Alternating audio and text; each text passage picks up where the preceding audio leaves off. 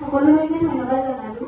এতিয়া আমি আমাৰ মৰমৰ মহাবিদ্যালয়খনিলৈ আমি আমাৰ সহপাঠীসকলে এটি উপহাৰৰ ব্যৱস্থা কৰিছিলোঁ। গতিকে মই আমাৰ সহপাঠীসকলক এই উপহাৰ দি আগবঢ়াই দিবৰ বাবে অনুৰোধ জনালোঁ।